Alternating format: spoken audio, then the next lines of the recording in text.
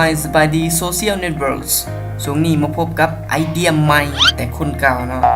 มื้อนี้ MBT จะมานำเสนอเกี่ยวกับการออกกำลังกาย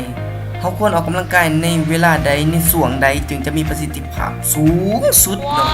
ก็คือได้รับประสิทธิภาพอย่างที่เฮาต้องการเรามาฟังกันก่อนผู้ที่ออกกำลังกายตอนเช้าจะมีแนวโน้มว่าจะได้รับประโยชน์หลายอย่างท่ามกลางแสงแดดในตอนเช้าแต่การออกกำลังกายในตอนเช้าแม้นจะบ่สอดคล้องกับตารางเวลาโมงเฮ็ดเวียกของทานตามสถิติของ J. Burn บอกว่า6 โมงแรงคือช่วงเวลาที่เหมาะสมในการแล่น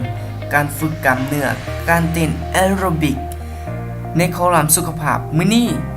เฮามาอ่านเหตุผลว่าเป็นหยังจึงเฮาควรออกกำลังกายในตอนแรงเพราะว่าการออกกำลังกายตอนแรงมันจะได้รับผลดีกว่าตอนเช้าเนาะ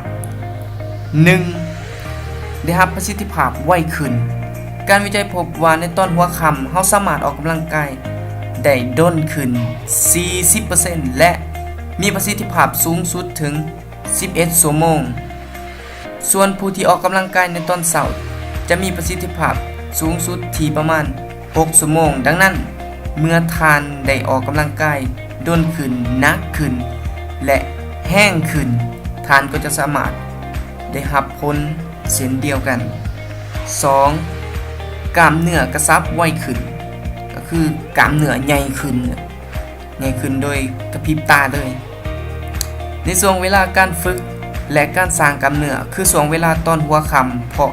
เป็นช่วงที่ฮอร์โมนเพศซึ่งกำลังปั่นป่วนก็จะสามารถส่งให้การออกกำลังกายในตอนแรกมีประสิทธิภาพหลายขึ้นและระดับคอร์ติซอลในช่วงตอนเช้าจะระงับการเจริญเติบโตของกล้ามเนื้อระดับเทสโทสเตอโรนที่เพิ่มขึ้นในช่วงตอนแรกจะเสริมสร้างแทน 3. นอนหลับง่ายขึ้นหลังจากการออกกำลังกายดนประมาณ90นาทีหรือเท่าไรก็แต่ที่ทานมีเวลาเนาะทานก็จะรู้สึกผ่อนคลายหรือว่าอิดเมื่อยและเมื่อใดไปนอนก็จะรู้สึกว่านอนหลับง่ายขึ้นกว่าคนที่ออกกำลังกายในตอนเช้าสำหรับผู้ที่ออกกำลังกายในตอนเช้าเป็นประจำก็ลองมาเปลี่ยนเวลา